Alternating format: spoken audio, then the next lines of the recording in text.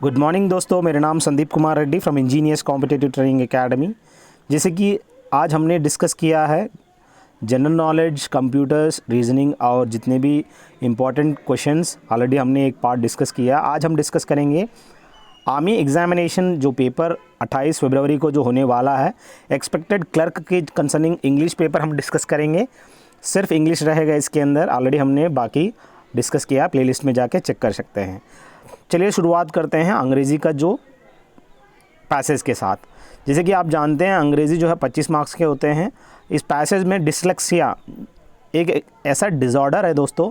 आपने तारे ज़मीं पर मूवी देखे होंगे, बच्चों को जिस हिसाब से प्रॉब्लम होता है ठीक उसी तरह जो कि डिसलेक्सिया होता है। Is a perceptual disorder of often occurring in persons of normal और इवन अबोव एवरेज इंटेलिजेंस। कभी कभी उसको अबोव एवरेज इंटेलिजेंस होता है लेकिन वो अबनॉर्मल दिखता है। The reader is unable to perceive correctly what is on a page, letters and numbers of an appear reverse B seems to be D. जैसे कि उसके अंदर देखा होगा उस बच्चे को बी जो है डी के जैसे दिखता है, और क्वाइट को इस तरह ई टी को क्वाइट दिख जाता है, फ्रॉम को फॉर्म दिखता है। यहाँ पे ठीक हालात है उसी रीडर का है जो भी इस रीडर के बारे में बताया गया है। The reader tends to leave out letters और वर्ड्स और इंसर्ट वर्ड्स और letters that are not there. Vowel and consonant sounds में be confused. Many dyslexics are left handed are able to write with either hand. कभी कभी उसको एक हाथ की जगह दोनों हाथ से कभी कभी लिख देता है, जैसे कि एम्बिडेक्स्ट्रस टाइप में उसका जो भी प्रॉब्लम्स होता रहता है।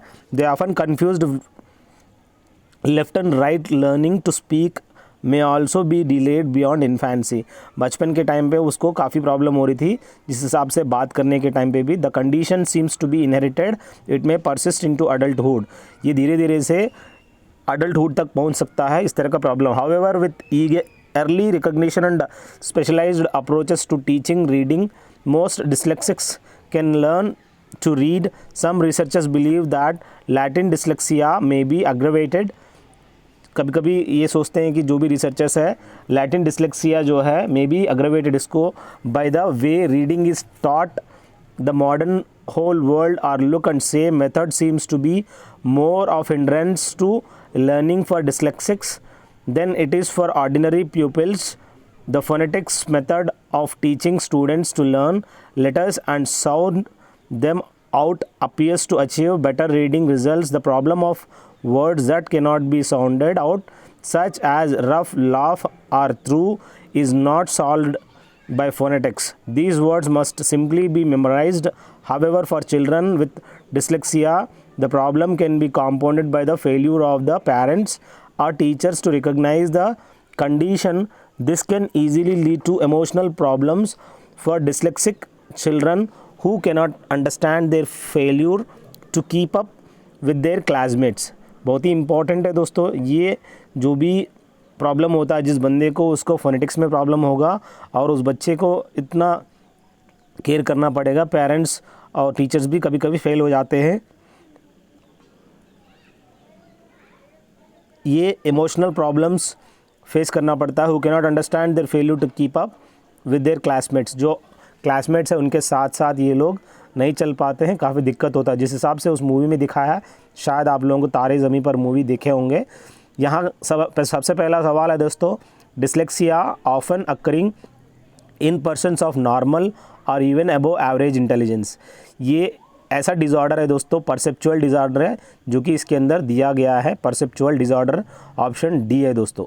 अगला देखिए, ये हर एक में परसेप्टिव लिखा है, यहाँ परसेप्चुअल का स्पेलिंग चेक कर लीजिए, बी एंड डी सेम दिया है, यहाँ पर D is the right answer.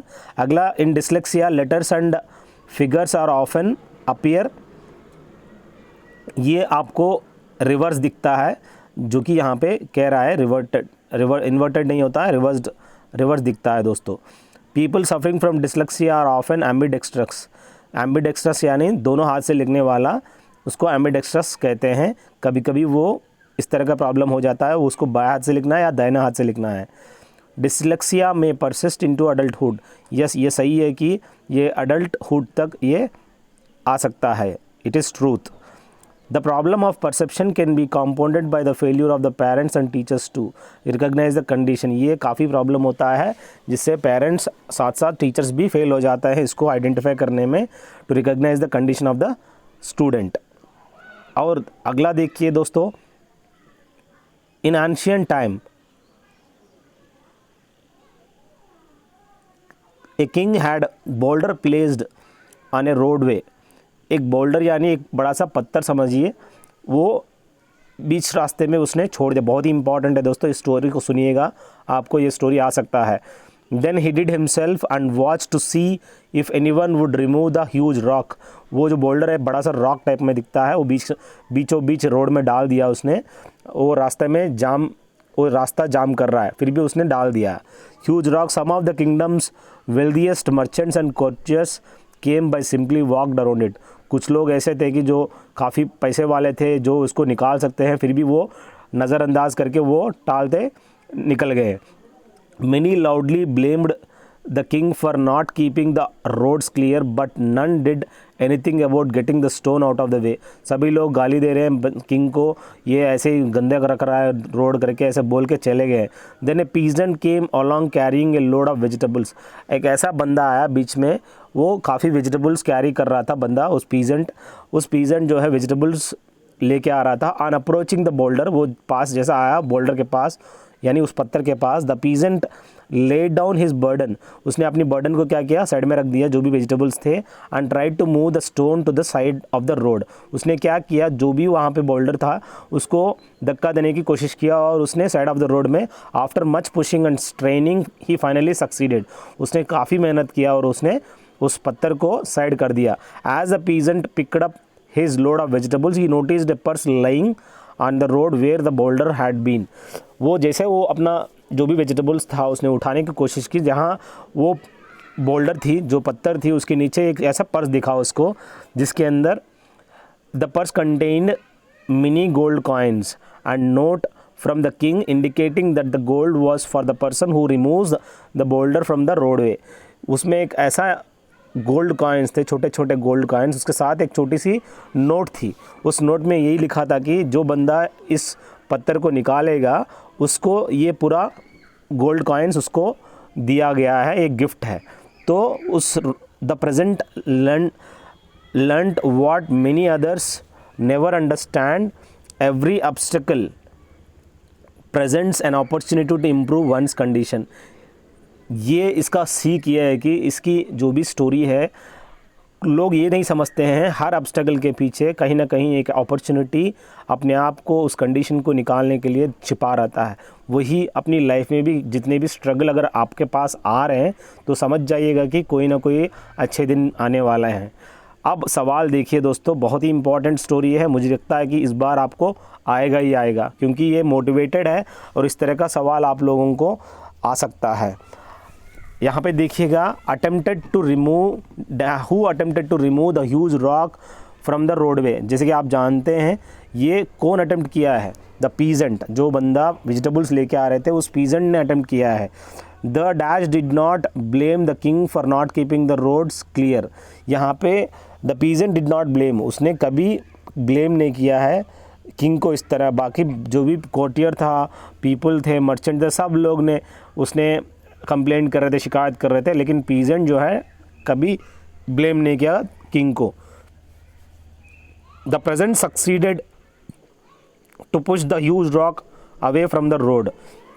कहने का मतलब यहाँ प्रेजेंट नहीं होता दोस्तों, पीजेंट होता है। The peasant succeeded to push the huge rock away from the road after a few attempts. वो एक ही बार में उसने धक्का किया क्या? नहीं, उसने कुछ अटेम्प्ट्स किए हैं तब जाके वो साइड चला गया। So after a few attempts उसने सक्सीड किया है। The note from the king stated that the gold coins was for the person who would remove the boulder from the roadway. उस बंदे, उसके अंदर नोट ऐसा लिखा था कि जो भी बंदा इस बोल्डर को निकालेगा उस रोड से, उसी को गोल्ड कॉइन दिया जाएगा, गिफ्ट है। The peasant remove the boulder without expecting anything in return.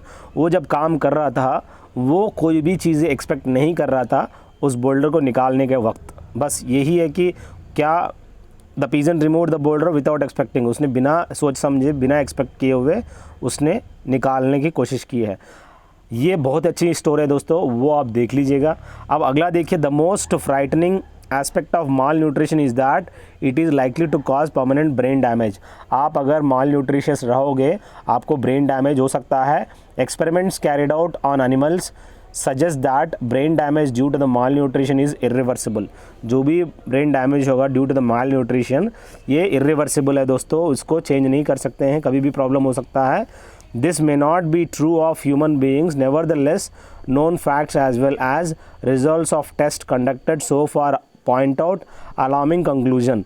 The human brain grows every fast 3 months before its birth. The child's brain weighs 1/4 of the adult's brain in 1 year. The brain of a child is already 66% of the weight of the adult brain. At 4 years the brain weighs 99%, and at the age of 8 the child's brain is the size of an adult's and there is no further increase. Quite obviously, the first 4 years are crucial for the development of the brain, and if the child suffers from malnutrition, the damage to the brain will be the permanent. जैसे कि बहुत ही important है, ये human brain के बारे में बताया गया है। अगर आप लोग अच्छा खासा खाना नहीं खाओगे, माल न्यूट्रिशन रहोगे, आपका ब्रेन ग्रोथ में काफ़ी हैम्पर होगा। सो ये एक बार हो जाता है तो इरिवर्सिबल प्रोसेस है, आपको प्रॉब्लम हो सकता है। इसमें यही कह रहा है कि the human brain goes every fast 3 months before it's birth. जैसे कि बर्थ से पहले 3 महीने पहले यहाँ पे स्टार्ट ग्रो होना ओम्ब के अंदर, जैसे कि माँ के अंदर वो ग्रो होना शुरू हो जाता है। चाइल्ड्स ब्रेन जो है 1/4 ऑफ द अडल्ट ब्रेन कह सकते हो। 1 साल में जो भी बच्चे का 66% of the weight adult brain हो जाता है, 4 साल में 99% हो जाता है। एट द एज यहाँ पे जो भी दिया, at the age of 8 the child's brain is the size of the, so 99% 4 साल में हो जाता है, 100% 8 साल में हो जाता है दोस्तों। उसके बाद कोई भी ग्रोथ नहीं होता है। कहने का मतलब यहाँ पे जो भी होगा सबसे पहले 4 इयर्स जो भी काफ़ी क्रूशल होता है बच्चे को 99% तक उसको लाने के लिए। यहाँ कहता है कि the most serious harm that may be caused by malnutrition in childhood is permanent damage to the brain. इसलिए माल न्यूट्रिशन नहीं रहना चाहिए, वो काफ़ी डैमेज हो सकता है, permanent damage to the brain दोस्तों। A good nutrition is essential in the first 4 years of a child's life because at 4 years the brain weighs 99%। 4 साल में उसको 99% ब्रेन ग्रो हो जाएगा। The theme of the passage क्या कहता है, माल nutrition and its effect, यही मेन थीम है दोस्तों। आप माल न्यूट्रिशन अगर लोगे तो फिर आपका क्या इफ़ेक्ट हो सकता है, यही इसका पूरा का पूरा थीम है दोस्तों। Find out the word in the passage which means very important. यहाँ पे क्रूशियल होता है, इसका मतलब होता है काफ़ी इंपॉर्टेंट है, very important. The meaning of irreversible यानी जिसको अनचेंजेबल कह सकते हैं, जो रिवर्सिबल नहीं है दोस्तों। अगला देखिए, Robert Bruce was the king of Scotland. जो यहाँ पे रॉबर्ट ब्रूस है ये किंग ऑफ स्कॉटलैंड है दोस्तों। He had made many efforts to free his country but in vain. One day he was sitting in a cave in a dejected mood. Robert Bruce के बारे में बता रहा है, ये किंग है स्कॉटलैंड का। He had made many efforts to free his country but in vain. One day he was sitting in a cave in a dejected mood. He was thinking of giving up his attempt to liberate his country. वो काफ़ी कोशिश कर रहा है अपनी दुनिया, अपनी जो भी देश है उसको काफ़ी प्रॉब्लम से निकालने के लिए, लेकिन वो एक बार केव के अंदर बैठा रहता है, वो काफ़ी मूडी रहता है, दुखी रहता है और काफ़ी अटेम्प्ट किया हुआ रहता है और फिर भी वो ऐसे ही बैठा रहता है काफ़ी दुखी से। All of a sudden his eyes fell on a spider that was trying to reach the ceiling. It made several attempts but every time it failed, but the spider did not lose heart. It made a fresh attempt to the great surprise and joy of Robert Bruce. This time its attempt was successful. Bruce was now full of praise for the efforts made by the spider. He felt inspired and began to think that he might also succeed like the spider. He made another attempt with courage. This time he was successful in freezing his country. कहने का मतलब वो बैठा रहता है, उस time पे एक स्पाइडर आता है, उस स्पाइडर को कंटिन्यूस कांस्टेंट एफर्ट रखता रहता है और वो आखिर में वो स्पाइडर सक्सेस हो जाता है। तो उसको देख के इंस्पायर होकर वो भी अपनी मेहनत जी जान लगाता जिससे उसको सक्सेस मिले। बस अपनी ज़िंदगी में भी अपने आप को इस तरह का कंटिन्यूस एफर्ट, कंसिस्टेंसी रखना बहुत ही अनिवार्य है दोस्तों। अब देखिए, Robert Bruce made many efforts to free his country but his effort were unsuccessful in vain, यानी अनसक्सेसफुल, कोई फ़ायदा नहीं हुआ। While sitting in a cave Robert Bruce saw a spider which was trying to reach the ceiling. ये जो spider था वो कहाँ जा रही थी, वो टू रीच द सीलिंग जाना चाह रही थी, वो यही कहना चाह रहा है। What surprised and inspired Robert Bruce was that the spider did not lose heart even after several unsuccessful efforts and made a fresh effort। ये स्पाइडर जो थी, काफ़ी अनसक्सेसफुल एफर्ट्स वहाँ आपको देखने को मिला, फिर भी वो आखिर में वो पहुँच ही गया सीलिंग पर। So made a fresh effort, उन्हें हर बार फ्रेश एफर्ट डालने की कोशिश की है। Robert Bruce was inspired to make another attempt to liberate his country and he was successful. बहुत ही इंपॉर्टेंट है दोस्तों, जो भी रॉबर्ट ब्रूस है वो काफ़ी इंस्पायर हो गया continued efforts of the spider की वजह से, जिसकी वजह से वो इंस्पायर हो चुका है। What is the moral of the above passage? Try and try again, you will succeed at last. Try करते रहो, आखिर में आपको सक्सेस मिल ही जाएगा। अब देखिए दोस्तों, काफ़ी इंपॉर्टेंट है, जो भी स्टोरीज़ है आपको काफ़ी मोटिवेटेड स्टोरीज़ हम आपको बताने जा रहे हैं यहाँ पे, और इस तरह का स्टोरीज़ आपसे पूछा जाएगा, आप लोग नज़रअंदाज ना करो, ये आप कंसिस्टेंसी के साथ लगातार एफर्ट रखिएगा। A diary is a place where milk is processed and stored before distributions. ये डायरी ऐसा जगह है जहाँ पे मिल्क को प्रोसेस किया जाता है, स्टोर किया जाता है before distribution, and where butter, cheese and such other milk products are made. Butter, cheese और पनीर ये सब वहाँ पे बनाया जाता है, milk products. Dairies are usually situated in a large cities and towns. जो भी डायरीज़ है ये लार्ज सिटीज़ और टाउन्स में आपको देखने को मिलेगा। These diaries are generally obtain supplies of milk from cows or buffaloes either kept in a city itself or from the nearby farms and villages। ये जहाँ भी नियरबाई सिटीज़ या विलेजेस और फार्म से आपको ज़्यादा से ज़्यादा लाया जाता है। Milk is very nutritious and its nature nearest approach to a perfect food and it is essential for the health and growth of the children. काफ़ी न्यूट्रिशियस है दोस्तों, और ये काफ़ी इम्पॉर्टेंट है, परफेक्ट फूड कह सकते हैं, और ग्रोथ ऑफ द चिल्ड्रन के लिए। In the villages people can get milk easily because most families have one or more cows or buffaloes, but in the cities the position is different। ये villages में आपको कोई ना कोई गाय भैंस आपको देखने को मिलेगा, पर यहाँ पे cities में ऐसा नहीं है। And milk has to be brought from outside places। cities में आपको बाहर से लाना होता है। Large cities like Mumbai and Kolkata need a daily steady and abundant supply of clean milk। जैसे बड़े बड़े शहरों में, मुंबई और कोलकाता जैसे शहरों में तो आपको लार्ज सप्लाई आपको ज़रूरत पड़ेगा क्लीन मिल्क के लिए। In order to ensure this supply and to avoid any kind of adulteration and contamination in this milk, big diaries are being established in various parts of the country specially near the situated. इस तरह का जगह पे आपको impure milk या adulteration, जहाँ पे contamination और मिलावट जगह ज़्यादा हो सकता है, उस जगह पे मैक्सिमम बड़ा से बड़ा वहाँ पे इस तरह का सेटअप करने की कोशिश की है। बस यही कह रहा है कि इसके बारे में, मिल्क डायरी के बारे, डायरी मिल्क जो भी मिल्क के बारे में इस स्टोरी बता रहा है दोस्तों। Diaries are usually situated. जो भी डायरीज है ये कहाँ पे नॉर्मली आप देखने को मिलता है, ये आपको लार्ज सिटीज़ नहीं बोल सकते हैं, ये आपको जहाँ पे विलेजेस में भी आप देख सकते हैं, और स्लम में तो ये है ही नहीं। So where milk is produced, जहाँ पे रखते हैं ज़रूरी नहीं है, और लार्ज सिटीज़ भी ज़रूरी नहीं है। आप नॉर्मली विलेजेस में रहता है, विलेजेस से फिर बड़े बड़े इंडस्ट्री सेटअप करते हैं लार्ज सिटीज़ में। बाकी डायरीज़ वगैरह जो है विलेजेस में ही आपको देखने को मिलता है। Diaries are placed where cows and buffaloes are kept for milk. इस तरह का जो भी डायरीज़ है ये ऐसी जगह रखा जाता है जहाँ पे इस तरह का काउस एंड बफेलोज से दूध जहाँ मिलता है वहाँ पे आपको देखा जाता है।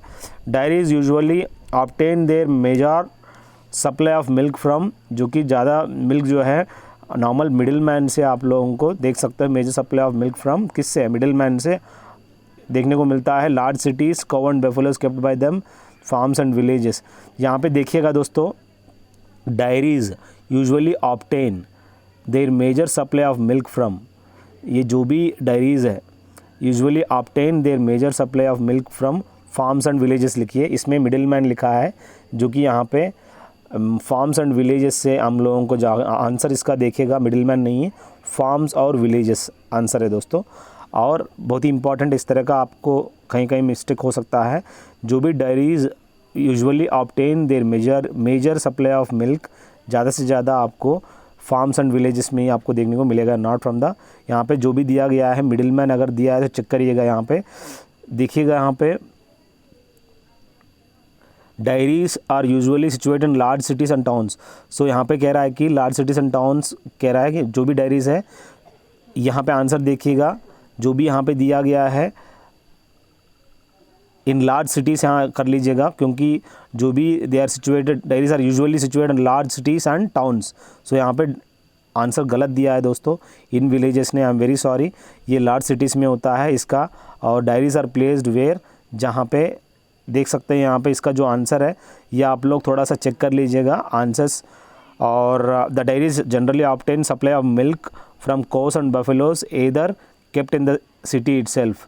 सो यहाँ the dairies generally obtain supplies of milk, जो कि यहाँ पे are placed where cows and buffaloes are kept for milk, ये सही है।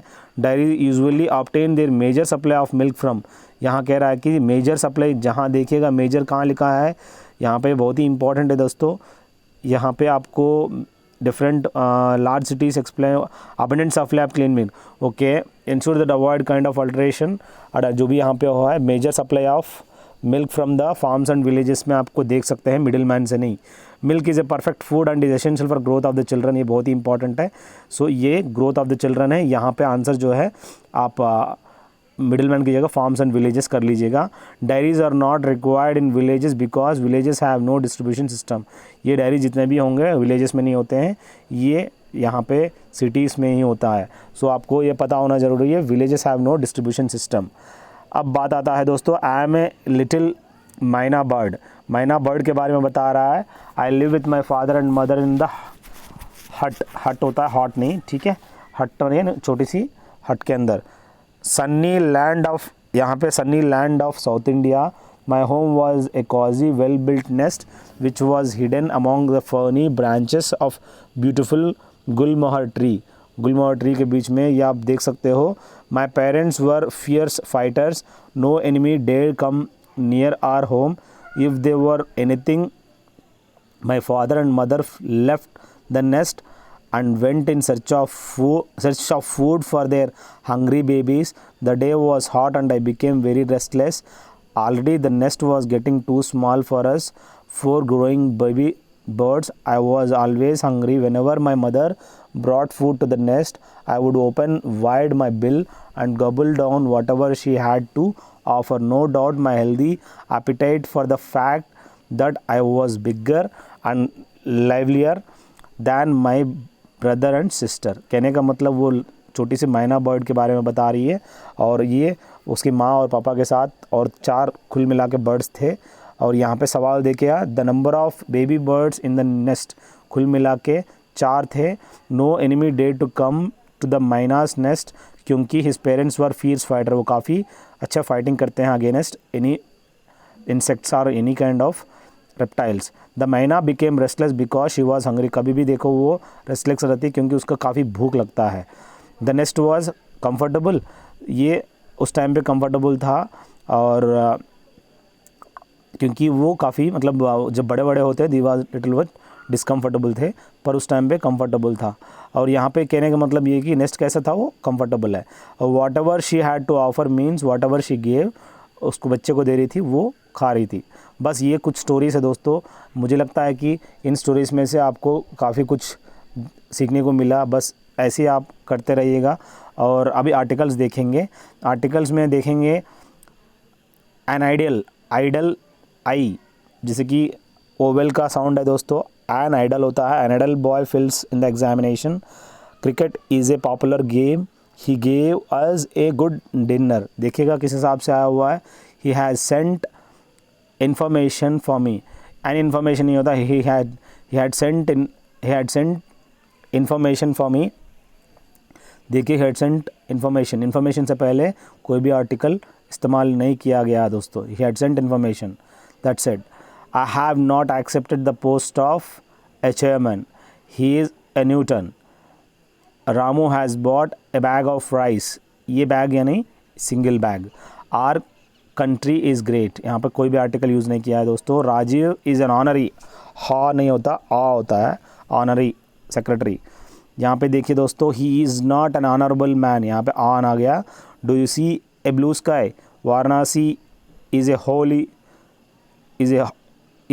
Holi city. Aladdin had a wonderful lamp.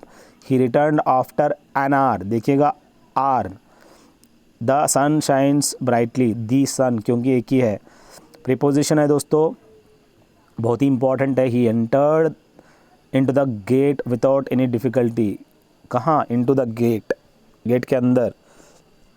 He aimed at the target. He aimed at something, at the target.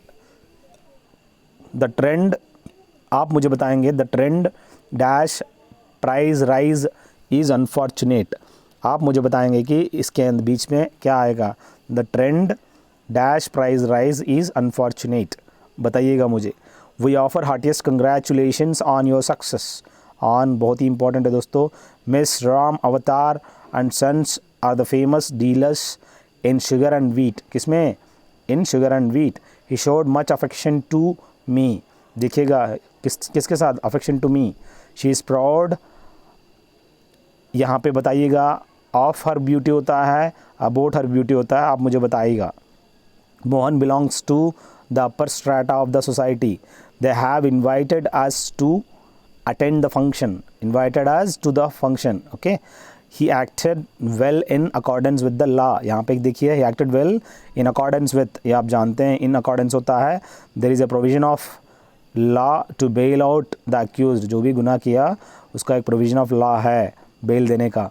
Payroll can be granted to any convict under the provisions of law. जो भी payroll छुट्टी दिया जाता है, वो कोई भी गुनाह करते हैं उसको दिया जाता है. Granted to any convict. कोई भी कन्विक्ट यानी जेल में जो भी बंदा है उसको देने का, छुट्टी देने का अधिकार है. The absentee was reported to be on bed since last 3 days. When I entered the room he was lying in bed. अगला, please accompany me to my room to collect the material. अगला देखिए, he apply to the manager post. जो भी apply to what? The manager post. Trust in God and do the right. She is worthy of a prize. Mr Gomes has no test for music. उसका कोई taste नहीं है. You are hard of hearing. He is sure of success. Preeti was warned about the danger ahead. I am thankful. यहाँ पे देखिए thankful of, यहाँ पे thankful to you होता है दोस्तों. यहाँ पे थैंकफुल ऑफ नहीं है. So thankful to you for a good advice. यहाँ पे टू कर लीजिएगा. Deepak would not surrender to the police. Surrender नहीं किया उसने. The small plant in your lawn is very sensitive about touch. जैसे टच करते ही वो, जैसे कि टच मी नॉट टाइप में. I am looking forward to meeting you होता है, यहाँ मीट नहीं होता दोस्तों. I am looking forward to meeting you. He requested me going दे लिखा है. He requested me to go to Chennai. He requested me to go to Chennai. I cannot decide how to get out of the trouble. Would you mind to remove working with me? Would you mind to remove working with me? यहाँ पे देखिए, would you mind working with me. यहाँ पे जो भी दिखा है remove करना है क्या है? Would you mind working with me. To को रिमूव कर दीजिएगा दोस्तों. Would you mind working with me. क्या तुम मेरे साथ काम करने के लिए तैयार हो? She has finished to wash the clothes की जगह she has finished washing clothes. अगला, अजय सीम्स टू फॉलो. यहाँ पे टू बी फॉलोइंग अस. देखिए, seems to be following us in his car. देखिए, टू फॉलो की जगह टू बी फॉलोइंग आ जाएगा. आई चेंज मीटिंग की जगह I change to meet her in the art gallery. I would study rather. यहाँ पे देखिए, rather than waste my time. I would like to study rather than. To को remove कर दीजिएगा. He called her a naughty girl. देखिएगा, he called her a naughty girl. You naughty girl he said. बहुत ही important है. यहाँ पे direct और इनडायरेक्ट स्पीच है दोस्तों. Calling him a coward. The girl asked him to come out. Come out you coward said the girl. देखिएगा किस हिसाब से डायरेक्ट को इनडायरेक्ट को डायरेक्ट किया गया है. Come out you coward said the girl. In a tone of anger she asked her boyfriend why he had come. You damned why have you come she said. देखिएगा किस हिसाब से उसने in a tone of anger she asked her boyfriend why he had come, क्यों आया हो यहाँ पे, उसके बॉयफ्रेंड से पूछा उसने। He said bring a chair at once, उसने बोला चेयर लेके आओ। He order to bring a chair at once. The teacher said don't make a noise, the teacher asked us not to make a noise. अगला देखिए दोस्तों, error detection के अंदर the climate of Ranchi is better than the climate of Gaya. यहाँ पे the climate of Ranchi is better than the टॉफ आना चाहिए गया के, ठीक है। और the number of students are very small लिखा है, the number of students is, यहाँ पे नंबर को जो भी the number of students is very small है दोस्तों। Each of the 6 boys in the class has finished their task, यहाँ पे each of the 6 boys in the class has finished, their की जगह हिज टास्क है दोस्तों। All the students of the class are friendly, जो भी है all the students of the class are friendly, they love one another, each other नहीं होता, one another होता है दोस्तों। Have you bought some apples, यहाँ पे देखिएगा have you bought any apples का इस्तेमाल करना चाहिए।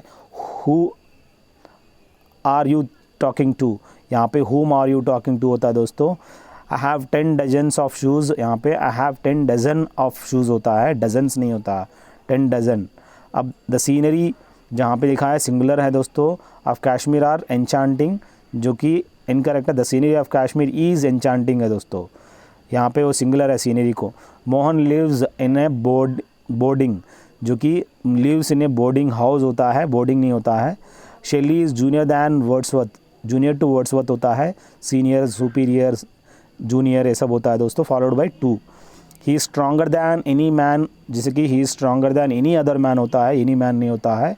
अगला देखिए, Ram is elder than all other boys of this area, Ram जो है is elder than all other boys of this area, जो कि यहाँ पे एल्डर जो है अपना सगी रिलेशन के लिए होता है, यहाँ पे वोल्डर दैन जो कि अलग लोगों के लिए होता है, जो कि बड़ा है राम जो है। अगला देखिए, there is a little hope of his recovery, there is a little hope of his recovery, यहाँ पे जिस हिसाब से लिखा गया है I prefer reading than sleeping, I prefer reading to sleeping होता है दोस्तों। अगला देखिए, voice change active voice passive voice. I saw the master conducting the orchestra, यहाँ पे I saw the orchestra being, यहाँ मास्टर कंडक्टिंग है ING, सो यहाँ पे being conducted by the master लिख दिया। Do you intimidate your younger brother, are your younger brothers intimidated by you, को intimidate किया नहीं। अगला, someone gave the old man a push was given to the old man by someone, ठीक है। Have the car stolen, जो कि exclamatory है दोस्तों, get someone to steal the car, कोई भी बंदे को लेके आओ चोरी करने के लिए कार को। When did Rohit return my bike, when was my bike return by Rohit, देखिएगा किस हिसाब से डिड को वाज लिखा गया है। The boy caught the ball was caught by the boy, देखिएगा किस हिसाब से लिखा है। My father will write a letter will be written by my father. The hunter shot the lion yesterday, the lion was shot by the hunter yesterday. अब यहाँ पे बात आता है द डे बिफोर आ जाएगा, वो आप नत लिखिएगा, द डे बिफोर आप इनडायरेक्ट में यूज़ किया जाता है दोस्तों। अगला, the girl open the door was open by the girl, open by the girl होता है, यहाँ पे बाई लिख दीजिएगा। Everyone loves him, he is loved by everyone, he is loved by everyone, ठीक है, he is loved by everyone. बस दोस्तों ये कुछ हम लोग डिस्कस किए हैं रिगार्डिंग जो भी आर्टिकल्स हो गए हैं, डायरेक्ट इनडायरेक्ट हो गए हैं, पैसिव वॉइस एक्टिव वॉइस हो गए हैं, और साथ में पैसेजेस हमने डिस्कस किए, 5 पैसेज काफ़ी इंपॉर्टेंट है, आपको आ सकता है। साथ में हम लोग प्रीपोजिशंस भी डिस्कस किए हैं दोस्तों। आई होप ये वीडियो आप लोगों को काफ़ी फ़ायदा होगा। थैंक यू दोस्तों, हमने मैक्सिमम आपको डिस्कस करने की कोशिश की है। Have a good day, have a great life. I hope best of luck for you guys in examinations. अगर आपने एग्ज़ाम दिए हैं तो अगर एग्ज़ाम देने जा रहे हो तो आप मुझे कॉल कर सकते हैं, जिससे मैं आपको कुछ इंपॉर्टेंट लिंक्स भेज दूँगा। Thank you, have a good day, have a great life.